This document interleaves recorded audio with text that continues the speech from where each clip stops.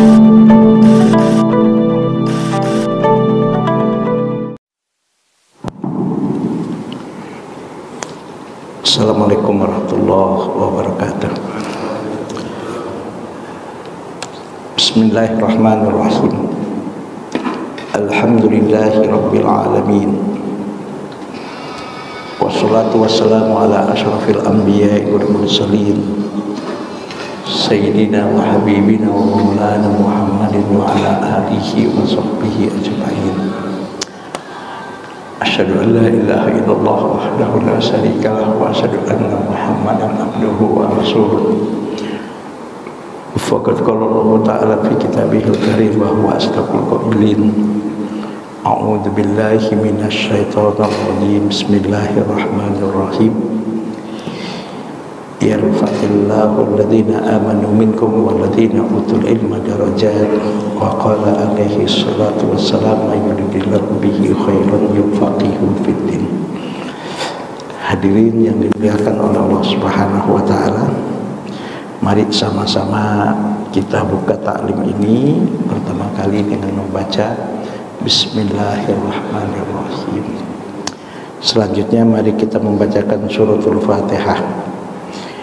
Bi barakati hadhihi surah, kita doakan orang-orang tua kita, guru-guru kita, keluarga kita, sanak famili kita, atau siapapun orang-orang yang pernah berjasa dalam kehidupan kita, atau siapapun yang pernah menyumbangkan sebagian harta dan tenaga pikirannya untuk Masjid Babus Salam ini yang sudah meninggal dunia.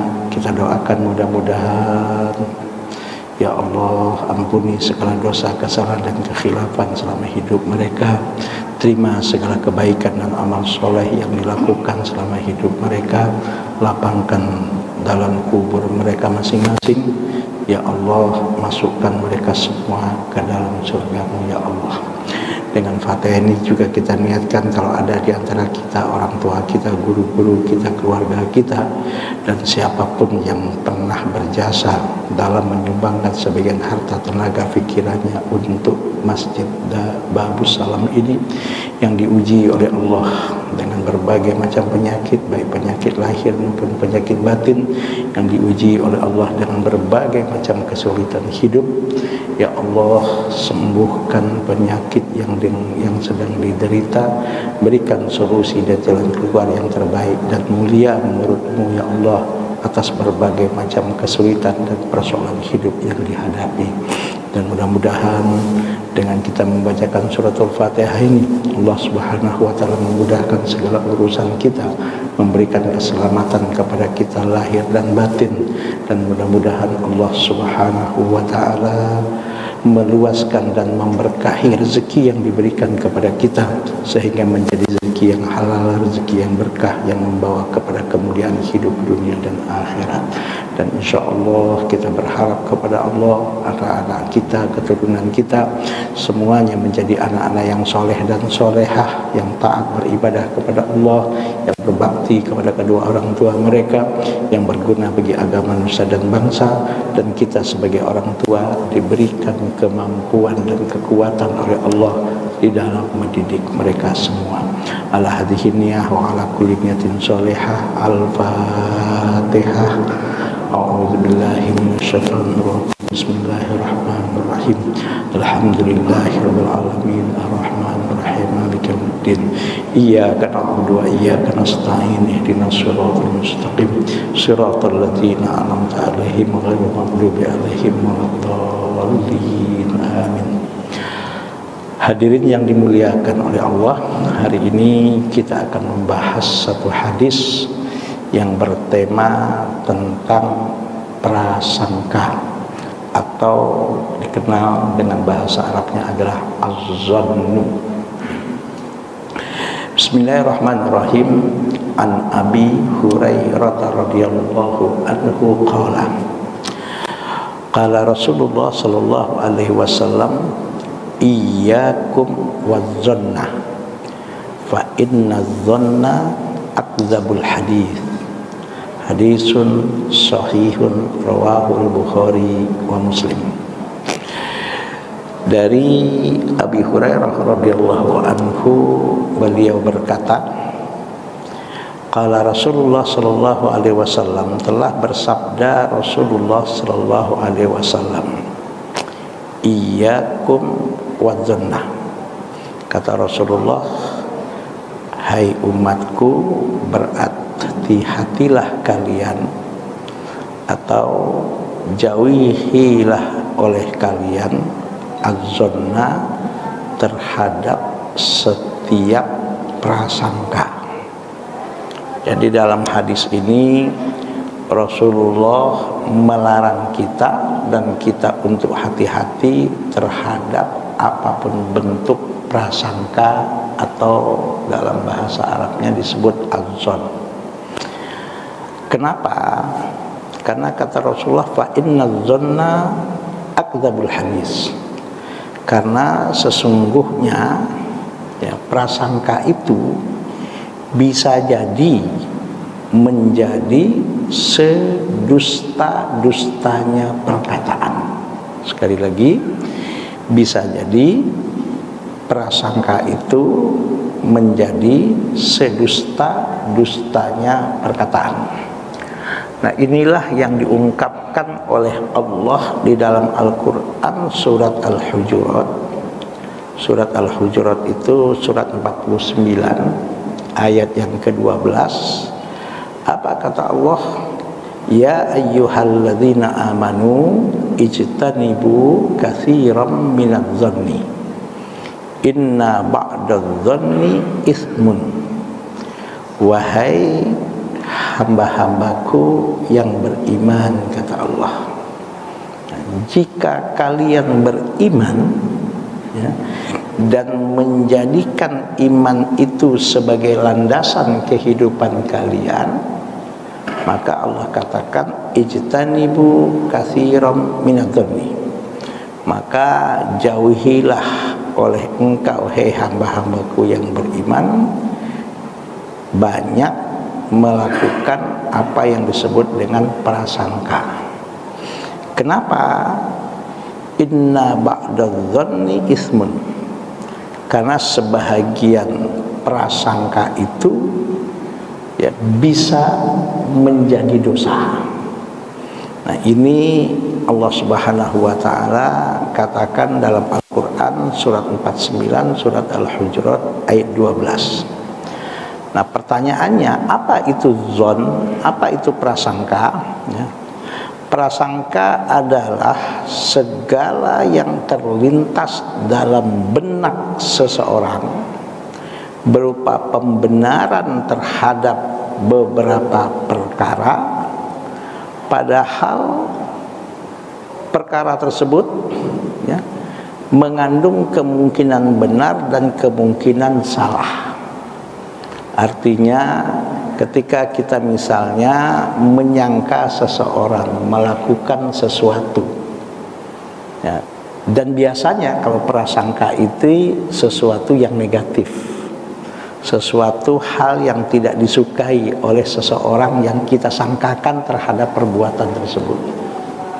Nah, sesuatu yang negatif itu betul-betul sudah terlintas dalam benak kita bahwa seseorang itu melakukan perbuatan yang negatif tersebut.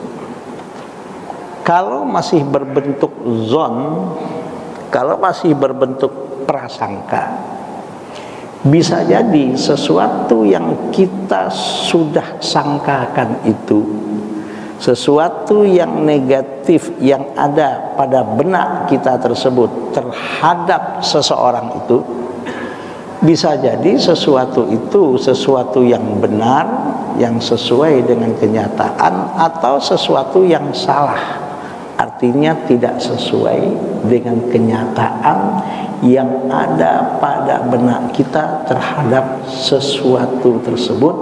Memang yang negatif itu sudah ada pada orang tersebut.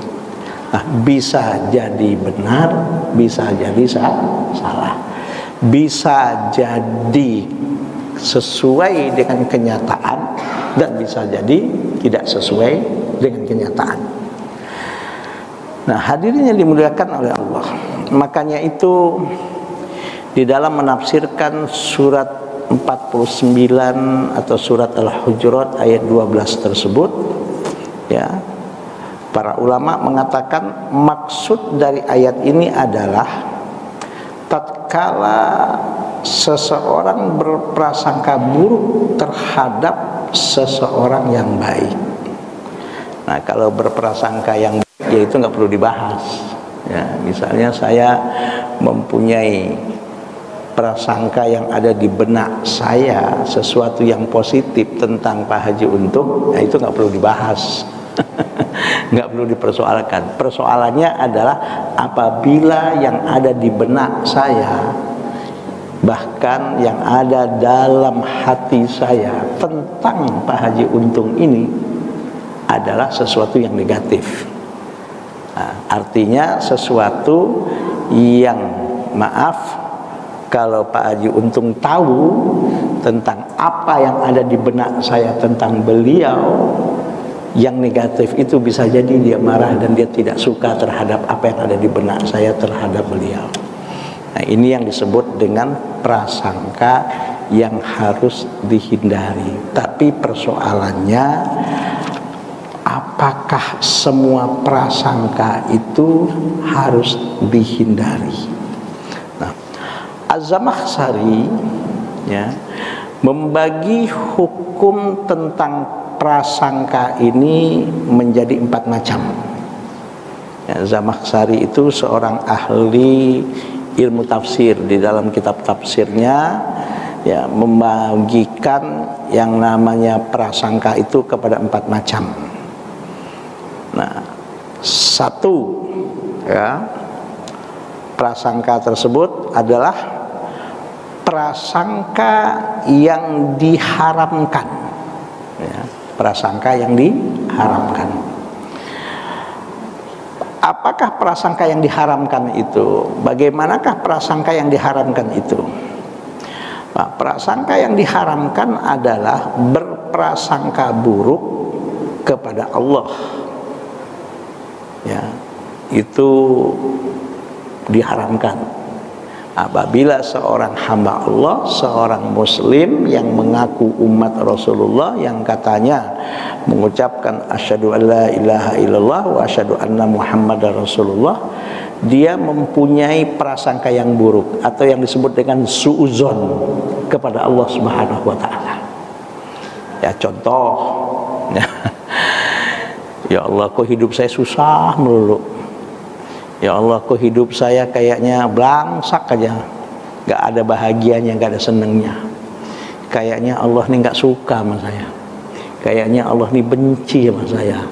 Sepertinya Allah ini, ya Allah, marah sama saya.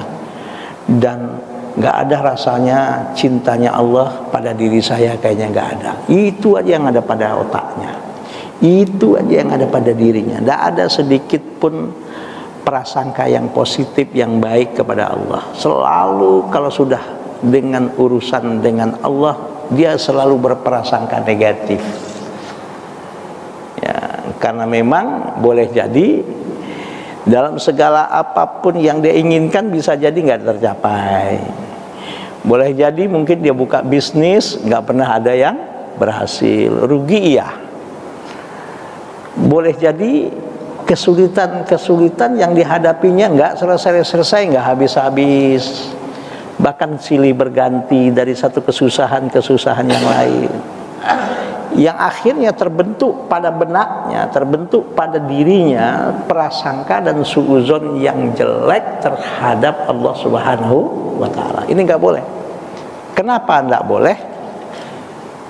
Karena Allah itu, ya, adalah, ya, yang minimal aja dah, yang kita sering baca, yang kita sudah hafal semua, siapapun umat ini pasti hafal, yaitu lafaz basmalah, Bismillahirrahmanirrahim.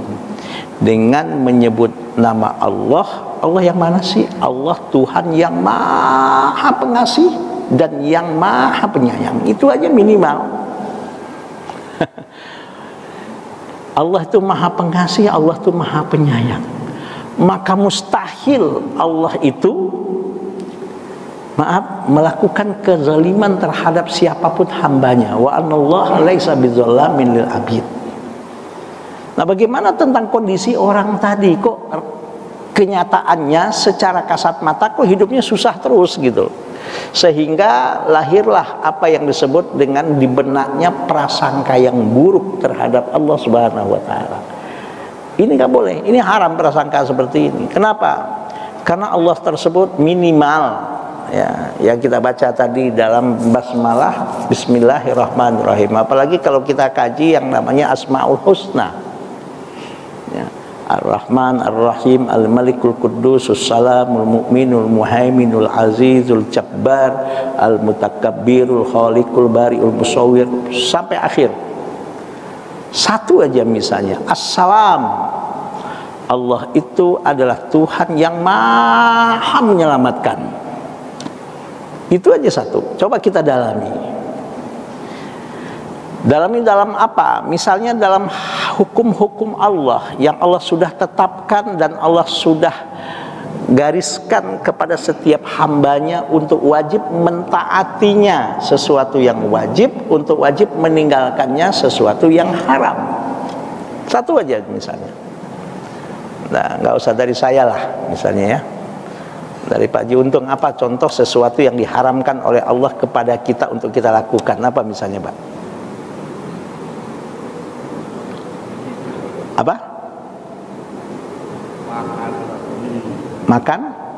Makan daging babi. Ini bukan dari saya ya contohnya ya. Contoh, Allah mengharamkan kepada kita yang namanya daging babi. Dulu secara sederhana orang selalu mengkaji, ya, daging babi itu haram karena mengandung cacing pita. Oke, bisa diterima. Tapi ternyata dengan kecanggihan teknologi dan ilmu pengetahuan, ternyata dengan keberadaan cacing pita itu bisa dinetralisir. Ya, mungkin dengan cara dimasak sekian derajat Celcius panasnya misalnya.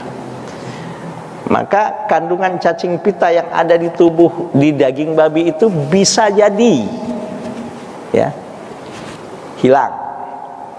Tapi ternyata semakin canggih ilmu pengetahuan, semakin canggih teknologi, banyak data-data dan fakta-fakta secara ilmiah yang bisa dipertanggungjawabkan kenapa babi itu dagingnya adalah haram. Bahkan hal-hal yang berhubungan dengan babi itu juga haram. Nah, salah satunya, ya, setelah dianalisa, dipelajari secara ilmiah, ternyata babi itu adalah, ya, bahkan ada yang mengatakan satu-satunya binatang yang DNA-nya mirip dengan manusia. DNA-nya mirip dengan manusia. Berarti kalau orang makan babi, daging babi, mengkonsumsi daging babi, berarti secara otomatis kalau bahasa kampungnya jeruk makan jeruk. Kalau sudah jeruk makan jeruk, nyatulah DNA-nya itu. Karena sudah mirip dengan DNA manusia. Dan kita tahu babi itu binatang, maaf, tidak ada binatang di dunia ini yang bisa makan kotorannya kecuali babi. Itu aja, satu itu aja. Dan binatang babi itu binatang boleh dikatakan yang paling jorok, Pak. Dia kalau sudah lapar bisa mengkonsumsi kotorannya sendiri.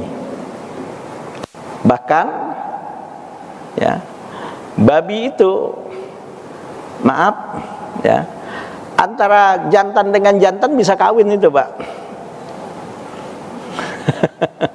Binatang lain nggak ada yang bisa melakukan hal itu. Banyak lagi kajian-kajian yang lain. Nah, kalau DNA-nya mirip, dikonsumsi dagingnya oleh manusia, maaf, hal-hal yang negatif itu, ya, sangat-sangat mungkin akan terpengaruh kepada orang yang mengkonsumsi dagingnya. Satu lagi misalnya, bukan babi ini, darah, ya, daging sapi, tapi darahnya tuh haram. Dagingnya halal tapi darahnya haram. Kambing dagingnya halal tapi darahnya haram. Daging ayam dagingnya halal tapi darahnya haram. Kenapa haram? Ternyata ya, dengan kecanggihan teknologi medis yang sangat sederhana aja, kalau kita sakit sekarang Pak pergi ke dokter, kata dokter, Pak tolong periksa dulu darahnya katanya. Pergi ke lab sana tuh, ambillah sekitar berapa mili itu darahnya, dimasukkan oleh petugas lab ke laboratorium, diperiksa tuh darah. Macem-macem tuh Pak, terdeteksi tuh asam uratnya yang tinggi, ya Pak ya. Kemudian apa lagi Pak? Gula darahnya tinggi, kolesterolnya tinggi.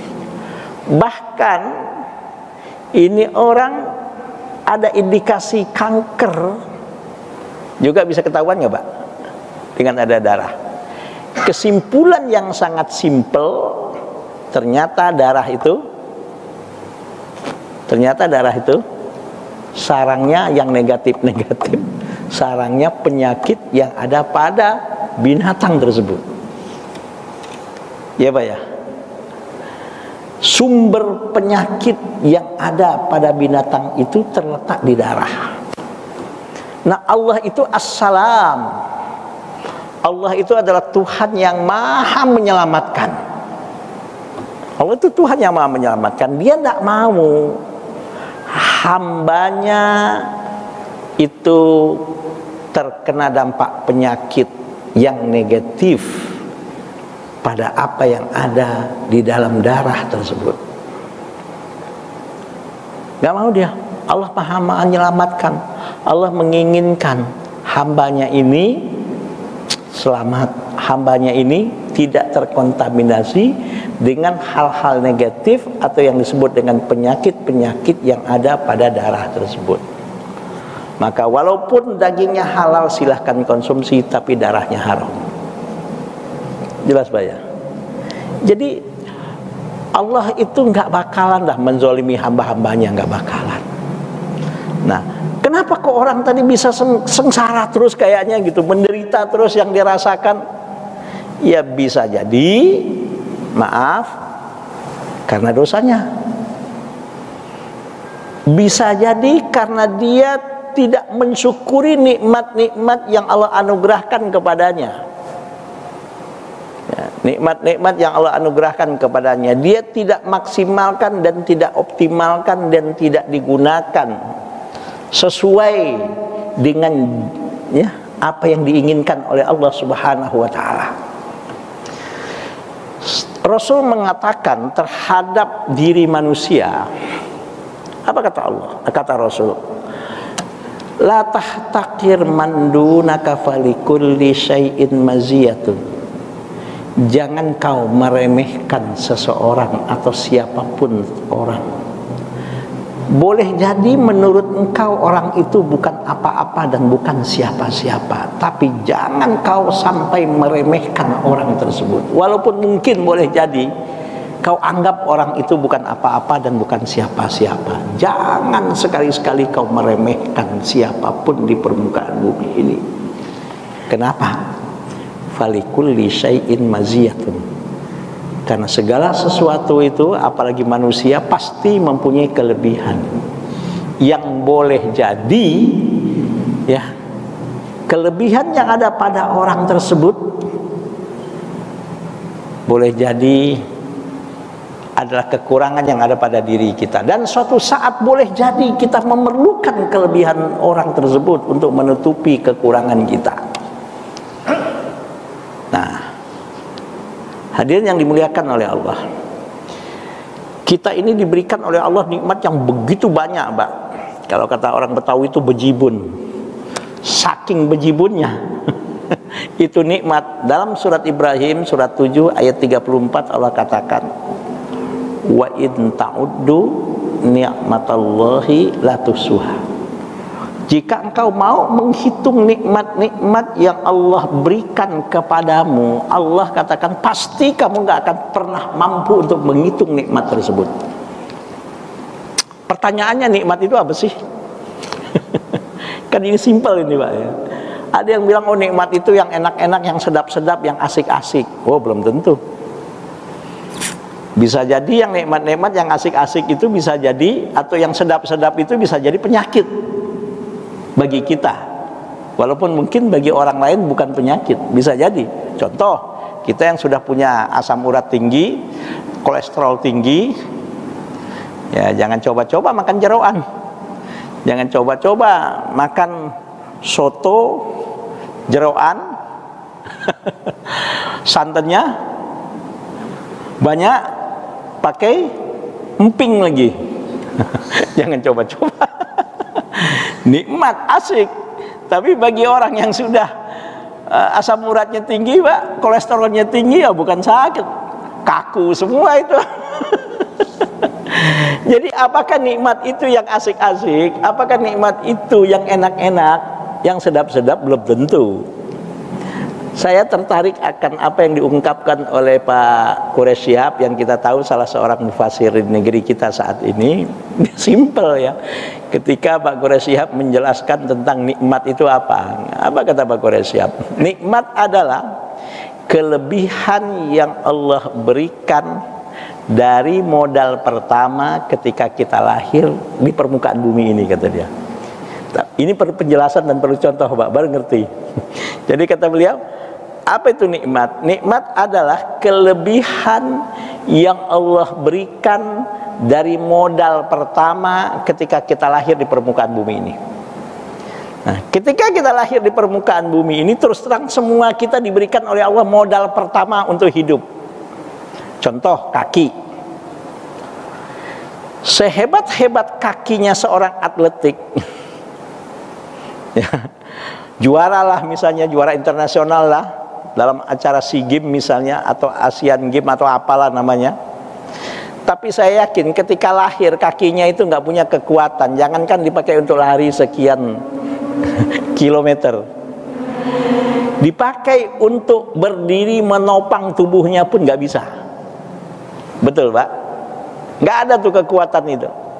Maka dengan rasa cinta dan kasih sayang yang Allah berikan dan perhatian yang Allah berikan kepada orang tuanya atau orang-orang yang di sekitarnya, rasa cinta dan kasih sayang, diperhatikanlah anak ini, dikasihlah kebutuhan tubuhnya, diberilah dia makan, dilatihlah dia, akhirnya lama-lama kakinya punya kekuatan, bisa dipakai untuk berdiri menopang tubuhnya yang besar itu, yang lebih besar dari kakinya, bisa dipakai untuk berjalan, bahkan bisa dipakai untuk berlari. Maka kemampuan pada kaki bisa digunakan untuk menopang tubuh untuk berdiri, bisa digunakan untuk berjalan. Kemampuan dan kekuatan kaki bisa digunakan untuk berlari. Itu contoh nikmat yang Allah berikan pada diri kita, yang mana kemampuan itu ketika lahir belum ada. Yang ada hanya baru modal pertamanya berupa kaki. Jelas Pak? Kalau sudah nikmat itu udah mulai dicabut, udah mulai terasa apa tuh? Mulai sakit-sakit, mulai ngilu-ngilu, bahkan maaf, na'udzubillah, sudah mulai sholat pun pakai kursi, bahkan na'udzubillah ada yang kadang-kadang kemana-mana sudah pakai kursi roda. Nah, ini namanya nikmat kekuatan yang ada pada kaki itu sudah mulai diapain Pak? Sudah mulai dicabut dan dikurangi. Nah, contoh lagi, otak manusia sebagai modal pertama, ya Pak ya, untuk hidup dia. Sejenius-jenius orang, sehebat-hebat orang yang mempunyai IQ sekian lah misalnya 200, ketika dia lahir, otaknya itu sangat sederhana aja. Paling informasi yang bisa dia dapat apa? Kalau dia lapar, nangis. Maaf, kalau dia mungkin pipis atau buang air besar, untuk memberitahu orang tuanya di sekelilingnya bahwa dia sedang dalam keadaan habis buang air, paling bisa nangis.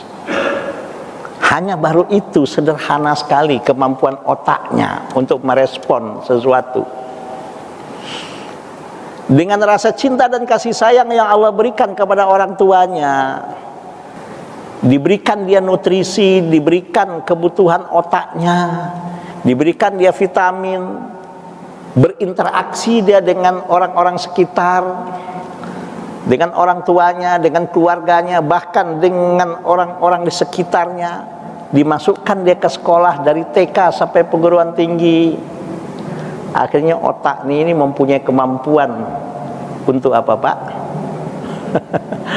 Untuk merekam, bahkan boleh jadi mengeluarkan dalam waktu yang cepat segala memori-memori yang masuk ke otaknya. Jadilah dia orang yang jenius. Nggak usah orang jenius, seperti kita yang biasa-biasa ini aja. Coba lihat, yang pernah ke Mekah, tolong jelaskan bagaimana kondisi Masjidil Haram. Itu langsung, Pak, cerita itu bisa 5 menit, 10 menit itu cerita tentang Masjidil Haram. Lagi enak-enak cerita dipotong. Oh, jelaskan bagaimana tentang Tugu Monas. Itu nggak perlu mikir 5 menit itu, Pak. Langsung berubah informasi tentang Monas yang terekam dalam otaknya dia jelaskan.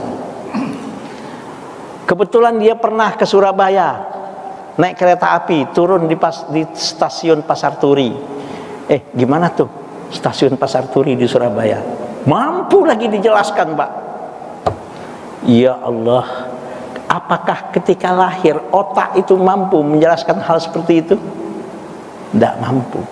Maka kemampuan otak untuk mampu merekam berbagai macam informasi dan menyampaikannya kembali dalam waktu yang begitu cepat, secara detail dan secara jelas kepada orang lain. Itu contoh nikmat yang Allah berikan pada kita dari otak kita. Waktu kita lahir ada nggak kemampuan otak seperti itu? Nggak ada. Ayo, banyak, Pak. Belum tangan, belum telinga, belum kemampuan kaki. Dan nikmat ini Allah berikan karena saking Ar-Rahman, Ar-Rahimnya Allah, Ar-Rahmannya Allah, ya bukan Ar-Rahim dalam hal ini. Saking maha pengasihnya Allah. Allah nggak lihat itu apakah hambanya beriman atau tidak. Allah kasih itu, Pak. Maaf, kita sebagai seorang muslim misalnya, ya, kita tahu ada seorang pemain bola yang sangat dikenal di dunia ini yang namanya Lionel Messi. Maaf, dia bukan seorang muslim, ya Pak ya. Tapi coba apa yang terjadi pada dirinya, Pak? Kemampuan kakinya yang disinergikan dengan kecerdasan otaknya, yang disinergikan dengan hak perasaannya, dan disinergikan dengan staminanya. Dia mampu bawa bola dan dia mampu bagaimana mengolah bola di lapangan.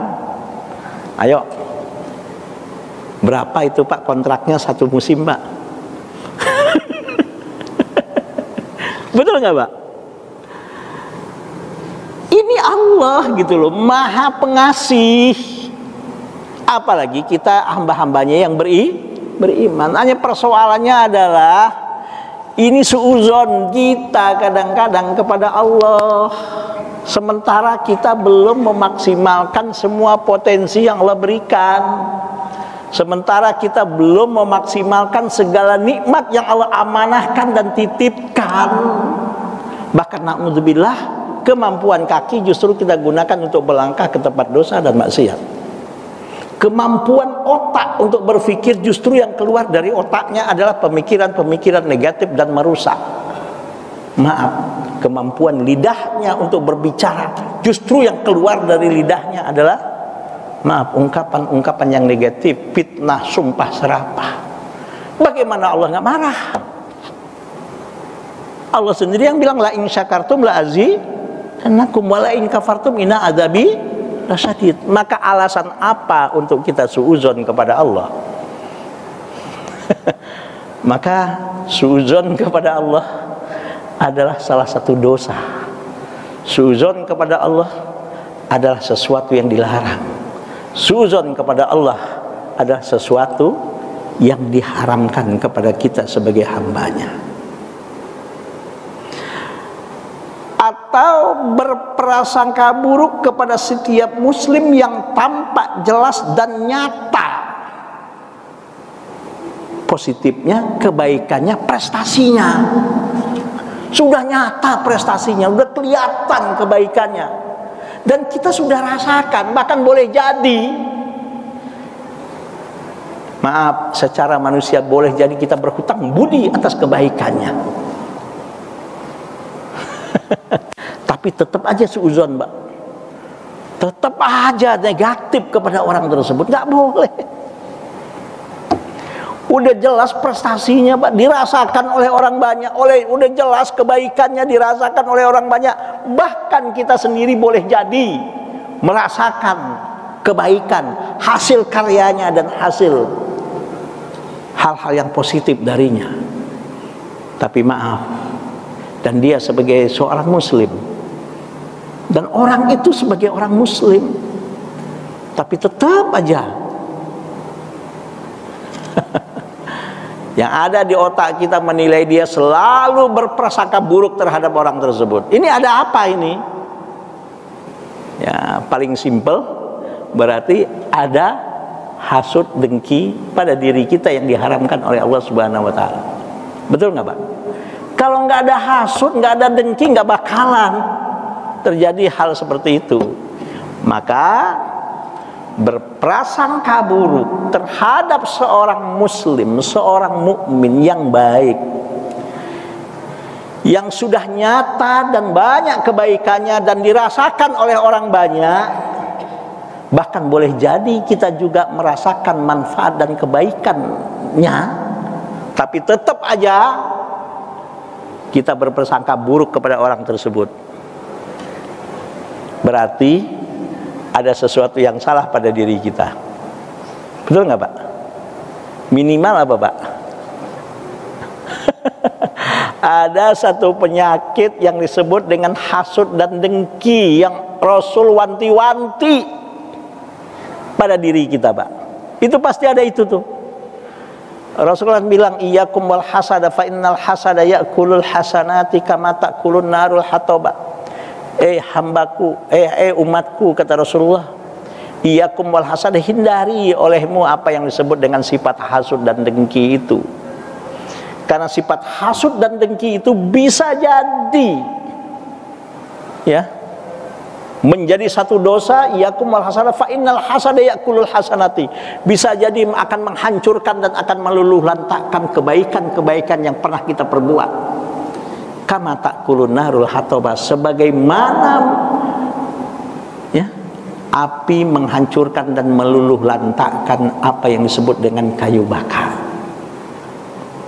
Maka suudzon dan buruk sangka kepada seorang muslim, seorang mukmin yang jelas-jelas kebaikannya sudah nyata dan banyak orang mendapatkan dan merasakan kebaikannya, bahkan boleh jadi kita juga termasuk orang yang berhutang budi kepadanya. Ini adalah satu perbuatan yang tidak dibenarkan. Kenapa? Karena bisa jadi ada sifat hasud dan dengki pada diri kita yang jelas-jelas diharamkan dan jelas dilarang dalam agama. Jadi siapa yang engkau ketahui bahwa ia itu seorang yang bersifat amanah, maka diharamkan bagi seseorang untuk berprasangka buruk kepadanya. Berbeda dengan orang yang sudah masyhur dan terkenal, kalau bahasa sekarang itu sudah viral, orang ini tukang bohong, orang ini ahlu maksiat, orang ini sudah jelas banyak korban-korban kezolimannya. Kita masih tetap berprasangka baik dengan orang tersebut. Udah viral, Pak, kebohongannya, Pak. Udah viral kejahatannya. Maaf, bocah kecil aja udah tahu, Pak. Dan sudah banyak korban kejahatannya. Masih aja kita Nah, inilah yang kata Rasul Muhammad sallallahu alaihi wasallam, ya. Apa? Kita tidak boleh, ya, kata Rasulullah, ihtarisu minan nasi bisu'izzon. Berlindunglah, waspadalah engkau terhadap kejahatan manusia dengan berprasangka buruk kepadanya. Kenapa kalau berprasangka buruk dengan orang yang sudah seperti itu masih dibenarkan? Untuk waspada, jangan sampai kita orang mukmin kecebur sumur 2 kali, masuk lubang yang sama 2 kali. Betul Pak? Masuk lubang yang sama dua kali. Udah tahu, udah viral, masih aja. Nah, ini nggak boleh. Waspada wajib. Kita suuzon nggak boleh. Nggak boleh, bahkan haram kalau kepada orang yang sudah dikenal orang baik. Tapi kalau orang yang sudah jelas ahli maksiat, sudah jelas kemungkarannya, banyak orang yang jadi korban, di situ nggak ada masalah. Kita ada suuzon, buruk sangka kepada dia, bukan karena kita benci, tapi karena waspada. Jangan sampai kita masuk lubang yang sama 2 kali. Inilah yang kata Rasulullah dalam satu hadis yang diriwayatkan oleh Al-Baihaqi, ya, fil Awsat. Apa kata Rasulullah? Ihtarisu minan nasi bisu'izzon. Berlindunglah kau, waspadalah engkau terhadap kejahatan manusia dengan cara berprasangka buruk kepada orang tersebut. Tapi bukan kepada semua manusia, kepada orang yang sudah jelas bahwa orang itu sudah viral, sudah terkenal, sudah nyata, dan sudah banyak korban-korban kejahatannya. Masih aja kita berbaik sangka, itu nggak boleh. Justru dengan orang tersebut kita harus waspada, jangan sampai kita menjadi korban orang tersebut. Prasangka yang wajib yaitu berprasangka yang baik kepada Allah. Prasangka yang disunahkan yaitu berbaik sangka terhadap seorang muslim yang tampak dari tindakannya kebaikan. Prasangka yang mubah yaitu prasangka buruk terhadap orang-orang yang nampak tanda-tanda kefasikan atau kejahatan dari tindak tanduknya. Jelas Pak ya? Ya, jadi tidak semua prasangka itu dilarang, ada yang dimubahkan. Kenapa Pak? Karena jangan sampai kita menjadi korban kejahatan orang tersebut. Prasangka kita kalau begitu dasarnya apa? Prasangkanya adalah waspada. Dasarnya adalah waspada.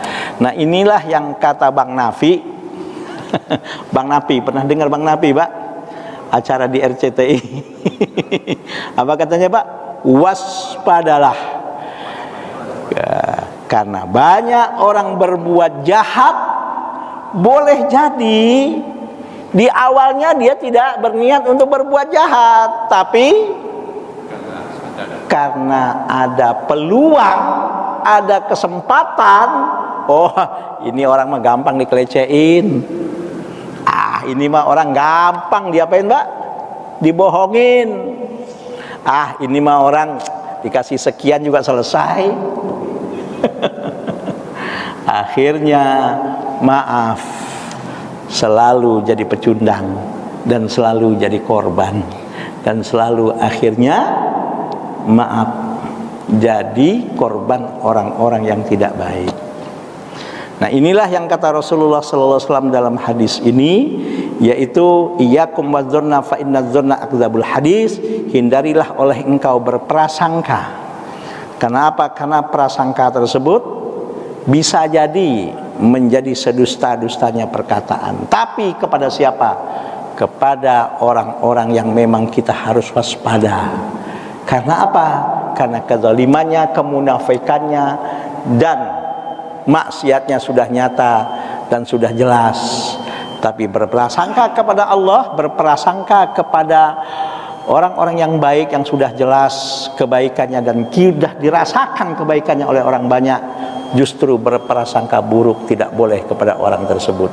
Wallahu a'lam bishawab. Ya Allah, cepat banget ya Pak. Ya, mudah-mudahan apa yang kita bahas ini menjadi ilmu yang bermanfaat, dan mudah-mudahan ya Allah kita bisa menjadi manusia-manusia yang terhindar dari kezaliman-kezaliman orang-orang yang tidak baik, dan mudah-mudahan ridho, rahmat dan keberkahan dari Allah senantiasa dilimpahkan oleh Allah dalam kehidupan kita. Semoga sekali lagi sisa usia yang Allah masih berikan kepada kita dapat kita optimalkan dan maksimalkan dalam ibadah kepada Allah, dalam taat kepada Allah, dalam mensyukuri segala nikmat Allah, sehingga kita selalu dalam lindungan ridho, rahmat dan keberkahannya. Subhanakallahumma wa bihamdika asyhadu an la ilaha illa anta astaghfiruka wa atubu ilaik. Wallahul muwaffiq ila aqwamit thoriq. Assalamualaikum warahmatullahi wabarakatuh.